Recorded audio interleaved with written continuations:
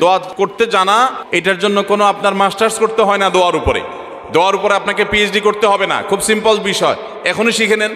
দোয়ার জন্য আদব হলো যে আপনি আল্লাহর কাছে দোয়া করতে গিয়ে প্রথমে আল্লাহর প্রশংসা করবেন। আল্লাহ, আপনার অনেক নিয়ামত আমি ভোগ করছি, আপনি আমাকে অনেক নিয়ামত দিয়েছেন। স্বীকৃতি দেওয়া যে আল্লাহ আমি সুস্থ, অনেকে সুস্থ না। আল্লাহ আমি পঙ্গু না, অনেকে পঙ্গু। আল্লাহ আমাকে আপনি কত কিছু দিয়েছেন যেটা অনেককে দেন নাই। আমার চোখ দুটো ভালো, আমার অনেক নিয়ামত আমি আপনার ভোগ করছি। আল্লাহ, আমি আপনার নিয়ামতের শুকরিয়া আদায় করছি, স্বীকৃতি দিচ্ছি, কৃতজ্ঞতা আদায় করছি। হে আল্লাহ, আপনার রাসূলের প্রতি আপনি রহমত নাজিল করেন। আপনি যদি লম্বা চড়া বিস্তারিত না বলতে পারেন, আপনি সূরা ফাতিহাটা পড়েন, আলহামদুলিল্লাহ রাব্বিল আলামিন, আল্লাহর প্রশংসা সেখানে হয়ে গেছে, আলহামদুলিল্লাহ রাব্বিল আলামিন পড়েন, দুরূদ শরীফ পড়েন, বাস। এরপরে আপনি এবার বলেন আল্লাহ আপনি আমাকে মাফ করে দেন। আল্লাহ আমার বাবা চলে গেছেন, তাকে মাফ করে দেন। আল্লাহ আমার মা দুনিয়া থেকে চলে গেছেন, তাকে মাফ করে দেন। ভাইরা আমার, আসল কথা হলো আমরা সেই ব্যথাটাই অনুভব করি না।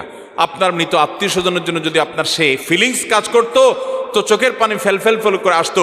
আপনি যদি আল্লাহর কাছে কোনো কিছু মায়ের পেঁচ দিয়া অর্থাৎ সুন্দর করে সাজায়া গোছায়া বলতে নাও পারেন, আপনি নিশ্চিত থাকেন শুধু চোখের পানিটা যদি আপনি ফেলেন, চোখের পানিও আসে না, শুধু কান্নার ভান করে আপনি যদি আল্লাহর দিকে হাত তুলে আপনি যদি সময় কাটান এবং কিছু বলার চেষ্টা করেন, আল্লাহ রাব্বুল আলামিন আপনার দিলের ভাষাও পড়তে পারেন। আল্লাহ তাআলা আলিমুম বিযাতিস সুদূর, তিনি বান্দার মনের খবর কি সেটাও জানেন। আল্লাহর কাছে গোপন বলতে কোনো কিছু। অতএব ভাইরা আমার, আমরা দোয়া করতে জানি না, এই অজুহাতে সারা জীবন দোয়া থেকে মাহরুম থাকা চলবে? আমরা কয়জন মানুষ আছি যে জীবনে 10টা মিনিট আল্লাহর কাছে দুহাত তুলে চোখের পানি চেয়েছে? আমাদের বলার অভ্যাসই নাই। বাংলাদেশের মানুষ দোয়া করতেই জানে না। আর আমরাও এক শ্রেণী হুজুর আছি, আপনাদেরকে দোয়া শিখাই না। কারণ যে কোন দোস্তর কথা শুনেছি, এক দোস্ত প্রতিদিন তার দোস্তরে মাছ খাওয়ায়। তো যে দোস্তরে মাছ খাওয়ায় সে দোস্ত বলে, দোস্ত প্রতিদিন তুমি মাছ খাওয়াও, এত কষ্ট করো, তো এত কষ্ট না করে কোত্থেকে মাছটা ধরে আনো, আমাকে দেখাই দিলে আমি তো নিজেই ধরে খাইতে পারি, তোমার আর কষ্ট করা লাগে না। দোস্ত বলে, না সেটা তো করা যাবে না, তোমাকে আমার পিস পিস ঘুরাইতে হবে। যদি তোমার দেখাই দেই তাহলে তো তুমি আর আমাকে কেয়ার করবা না, থোড়াই কেয়ার করবা। অনেক আলেম ওলামা আছেন যারা আলহামদুলিল্লাহ মানুষকে দোয়া শিখান, তাসবিহ শিখান, কিন্তু দুঃখজনক যে আমরা অনেকে আবার আছি যে আমাদের মুসল্লিদেরকে আমরা দোয়া শিখাতে পারি নাই। এটা আমাদের অপারগতা, আমরা স্বীকার করছি। আপনাদের শেখানো উচিত, আর আপনাদেরও শেখা উচিত। কতকাল আপনি হুজুর দিকে চায় থাকবেন? বাংলাদেশে মানুষকে দেখা যায় ঘর উদ্বোধন করবে, হুজুর লাগবে। গাড়ি কিনছে নতুন ট্রাক, দোয়া করতে হুজুর লাগবে। ছেলের খাতনা করাইছে, হুজুর লাগবে। বাপ মারা গেছে, হুজুর লাগবে। প্রতিটা কাজে হুজুর। আমি একবার এক থানার ওসি সাহেবকে বললাম, উনি আমার অফিসে আসছিলেন, আমার থানার ওসি, কথাবার্তা হচ্ছিল। একটা পর্যায়ে কি একটা প্রসঙ্গে আসছে, আর বললাম যে ওসি সাহেব, একটা বাড়ি থেকে আপনাদের অসৎ অফিসাররা যারা টাকা খায়, কয়বার খাইতে পারে? যদি ভায়োলেশন করে, একবার ঘুষ দিলে আপনারা খুশি হয়ে যান, ঠিক আছে ভাই একবার দিছো, এবার তুমি করো, আমি দেখতেছি। যারা অসৎ তারা করে, সবাই না। কিন্তু একজন মানুষ যখন বাড়ি করে, তখন কিন্তু এই দোয়ার যে আনুষ্ঠানিকতা আছে, এই আনুষ্ঠানিকতার মাধ্যমে এলাকার হুজুর কিন্তু কয়েক দফায় টাকা পায়। কিভাবে? আমি দেখেছি যে অনেক ইমাম সাহেবদেরকে দিয়া প্রথম কোপ দেওয়ায়, যে বহুতল ভবন হবে এখানে, হুজুর প্রথম কোপটা আপনি দেন, তাহলে হুজুর সেখানে একটা টাকা পাইল। একবার হইল নি?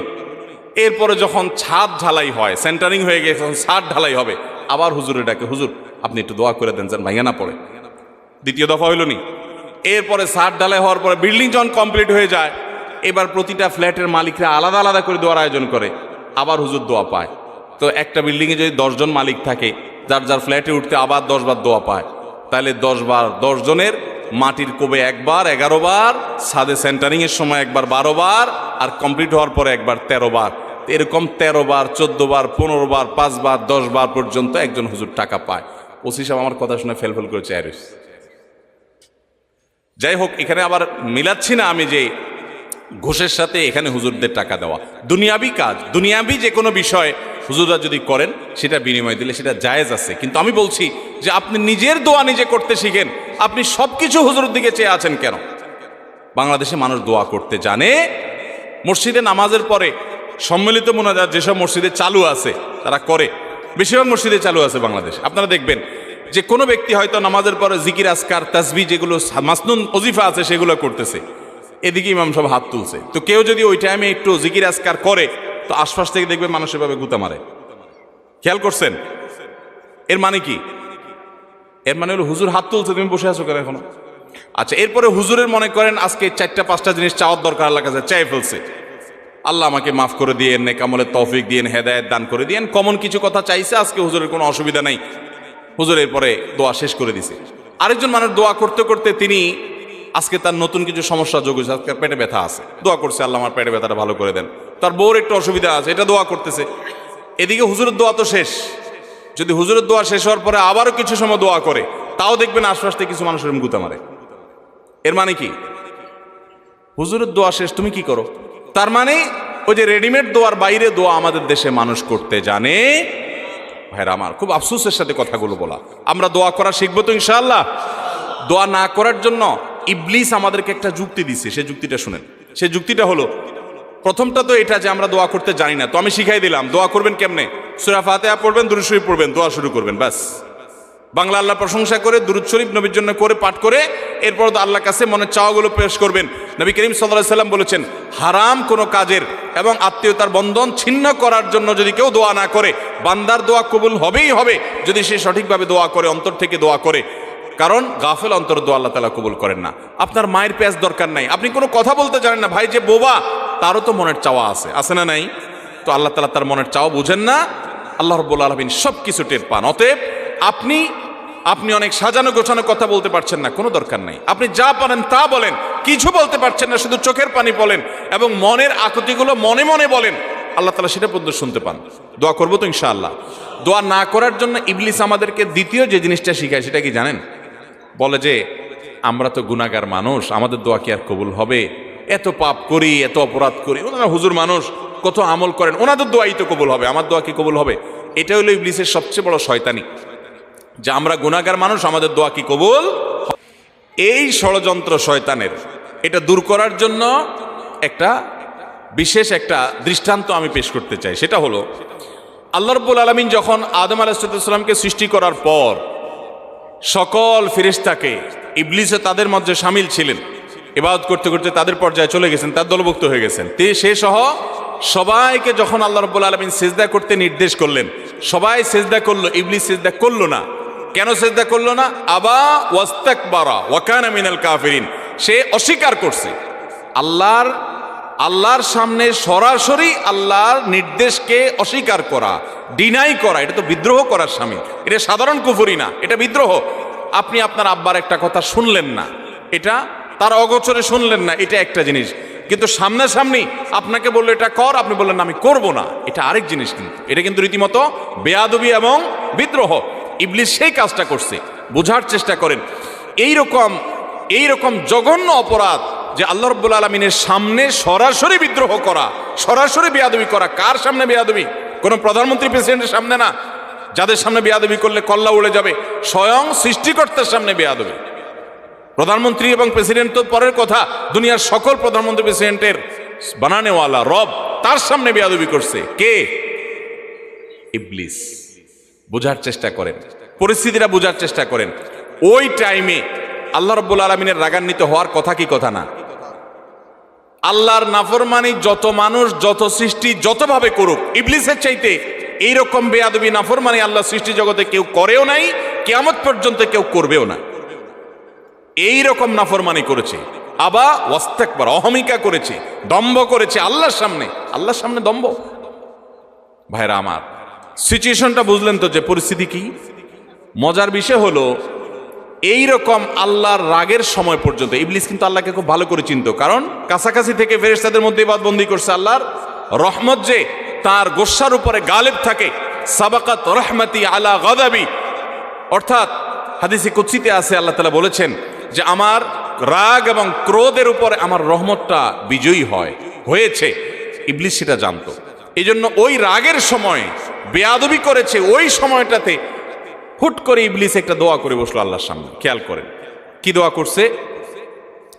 রব্বি ফাংজিরনি ইলা ইয়াউমি ইউবআসুন। আল্লাহ, আমাকে আপনি সুযোগ দেন, আল্লাহ যখন বললেন ফখরুজ মিনহা ফাইন্নাকা রাজিম, যাও বের হও জান্নাত থেকে, তুমি বিতাড়িত, তোমাকে তাড়িয়ে দেওয়া হলো। ওই টাইমে আল্লাহ তাআলা রাগ হয়ে বের করে দিয়েছেন। ভয়ে তো এই টাইমে আল্লাহর কাছে কিছু বলার কথা না, কিন্তু ইবলিস ওই টাইমে আল্লাহর কাছে দোয়া করে বসছে। কি দোয়া? আল্লাহ আমাকে কিয়ামত পর্যন্ত কি দেন? হায়াত দেন, আর শয়তানি করার সুযোগটা দেন। যে আদমের কারণে আমার জান্নাত থেকে বের হতে হলো, এ আদমের সন্তানদের প্রত্যেকটা মানুষকে আমি পথহারা করে ছাড়বো। এই জন্য একটা জিনিস খেয়াল করেন, নামাজ পড়তে আরাম লাগে না কষ্ট লাগে? তাহলে তো সব ফেরেশতা, এরা কিসের ওয়াজ টোয়াজ করবো, আর দরকার আছে এখানে কোনো? এগুলো সব সাক্ষাৎ ফেরেশতা। আমার তো কষ্ট হয়, ফজর নামাজে উঠতে কষ্ট হয় না আপনাদের? আপনাদের তো আরাম লাগে বলতেছেন। শরীরটা একটু মেজমেজ করে না? অলসলের ভাব আসে না? আপনার তো আসে না মাশাআল্লাহ। তো সাক্ষাৎ বুজুর্গ সব। আচ্ছা ভাই, আমাদের ভালো কাজ করতে কষ্ট লাগে, আচ্ছা খারাপ কাজ করতে কষ্ট লাগে? জেনার দিকে মানুষের মন আকৃষ্ট হয় কি হয় না? হারাম উপার্জনের দিকে মন টানে কি টানে না? 2 নম্বর কাজ দিকে মন টানে কি টানে না? কিন্তু ভালো কোনো কাজ দিকে তো মন টানে না। কাহিনী কি? এখানে কেউ একজন কাজ করছে, পেছনে নেপথ্যের মহা শত্রু আছে যে পেছন থেকে কাজ করছে, তার নাম কি? ইবলিস। এবং এ বিষয়ে আমি কথা বললে কয়েক ঘন্টা কথা বলতে হবে। ইবলিস কিভাবে ইবলিসই করে, কোরআনে আপনারা একটা জিনিস লক্ষ্য করবেন, যেখানে শয়তানের আলোচনা আসছে সেখানে আল্লাহ তাআলা একটা শব্দ ব্যবহার করেছেন, আদুউম মুবিন। শয়তান তোমাদের শত্রু। কিরকম শত্রু? প্রকাশ্য শত্রু। শয়তান দেখছেন কোনোদিন আপনারা? আল্লাহ বলছেন প্রকাশ্য শত্রু, এক জায়গা না, যেখানেই শয়তানরে বলছেন শত্রু সেখানে আল্লাহ বলছেন প্রকাশ্য শত্রু। গোপন শত্রু বলেন না আল্লাহ তাআলা। কাহিনী কি? এই জন্য বললাম যে শয়তান নিয়ে কথা বলতে কয়েক ঘন্টা বলতে হবে। শয়তান নিয়ে আমার একটা আলোচনা করার পরিকল্পনা আছে, রেডি করে রেখেছি, কোন এক জায়গায় আমি বলবো। আজকে সেটা নিয়ে আলোচনা ইস্যু না, মূল ইস্যুতে আবার ফিরে আসি। শয়তান যখন আল্লাহ তাআলার এরকম রাগের সময়, ফখরুজ মিনহা উখরুজ মিনহা ফাইন্নাকা রাজিম, বের হও জান্নাত থেকে, তোমাকে তাড়িয়ে দেওয়া হলো, রাগের মুহূর্তে আল্লাহ বাইর করে দিলেন। আমাদেরকে কি এরকম রাগের মুহূর্তে বের করে দিলে আমরা আবার তার কাছে কিছু চাইতে যাবো? যেখান তো থাপ্পড় খাবো কিছু চাইলে, চাওয়ার সময় হলো রাগের মুহূর্ত। ইবলিস ওই টাইমে আল্লাহর কাছে বলছে, আল্লাহ শয়তানি করতে চাই। এই মানুষ যাদের কারণে আমার জান্নাত থেকে বের হতে হলো, লা আকউদান্না লাহুম সিরাতাকাল মুস্তাকিম, আল্লাহ আপনার সিরাতে মুস্তাকিমের প্রতিটি মোড়ে মোড়ে আমি বসবো। লা আকউদান্না, আরবি গ্রামারের ছাত্ররা বলতে পারবেন, লামে তাকিদ নুনে তাকিদ সাকিলা, অবশ্যই আমি আপনার পথে আসার জন্য যে সিরাত মুস্তাকিম, ওই সিরাতুল মুস্তাকিমের রাস্তায় আমি বসবো। বসে আমি তাদেরকে গোমরাহ করব। গোমরাহ যে করবে সেখানেও বলেছে লা উগওয়িয়ান্নাহুম আজমাইন, আমি আপনার এই আদম সন্তান প্রত্যেকটাকে পথহারা করে ছাড়বো। ওই যে নামাজ পড়তে তার ভালো লাগবে না, খারাপটা করাবো তারে দিয়া, মন্দটা করাবো। ইবলিস সে ইবলিসই করবে। আল্লাহর কাছ থেকে এই সমস্ত পারমিশন চাচ্ছে, আপনি বুঝেন, রাগের মুহূর্তে তাও আবার ইবলিসই করার পারমিশন চাচ্ছে। যেহেতু দোয়া করছে আল্লাহর কাছে, প্রার্থনা করছে, আল্লাহ তাআলা বলেছেন ইন্নাকা মিনাল মুনজারিন, যাও তোমাকে তোমার কাঙ্ক্ষিত প্রার্থিত বিষয় মঞ্জুর করে দেয়া হলো। একটু বোঝার চেষ্টা করেন, ইবলিস যদি ইবলিস হয়ে আল্লাহর রাগের মুহূর্তে দোয়া করে পায়, তাহলে আপনি আমি কি ইবলিসের চেয়ে খারাপ হওয়ার কোনো সুযোগ আছে?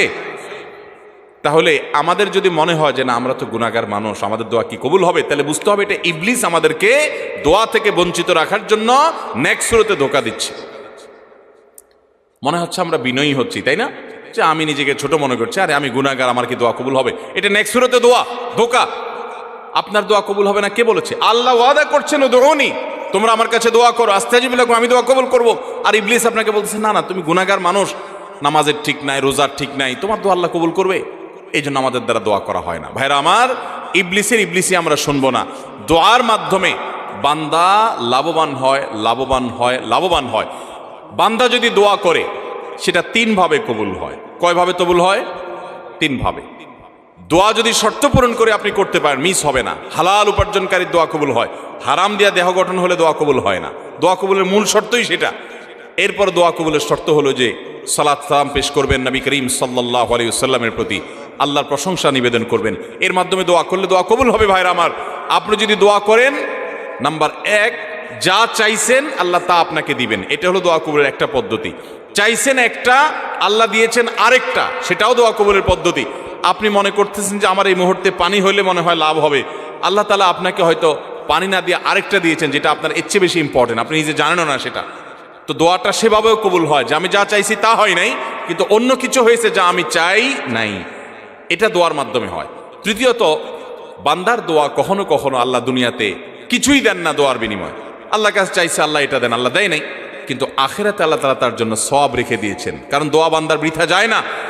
কোন কোন হাদিস থেকে আমরা জানি কিয়ামতের ময়দানে মানুষ কিছু সওয়াব দেখে বলবে এই আমলগুলো তো আমি করি না, এগুলো সওয়াব কোথা থেকে আসলো? তখন বলা হবে দুনিয়াতে তুমি যে দোয়া করছিলা সেই দোয়াটা আল্লাহ তাআলা দুনিয়াতে তোমার মঞ্জুর করে না, এটা জমা করে রেখে আখিরাতে তোমাকে সওয়াব দিয়েছেন। তখন সে বলবে ইস, আমার দুনিয়ার সব দোয়া যদি না মঞ্জুর হয়ে সবগুলোর বিনিময় যদি আখিরাতে অনন্তকালের জন্য পেয়ে যেতাম, কতই না ভালো হতো। দুনিয়ার জীবন তো সংক্ষিপ্ত ছিল, এখানে তো অনন্ত অসীমকাল ভোগ করব। অতএব দোয়া করব তো ইনশাআল্লাহ।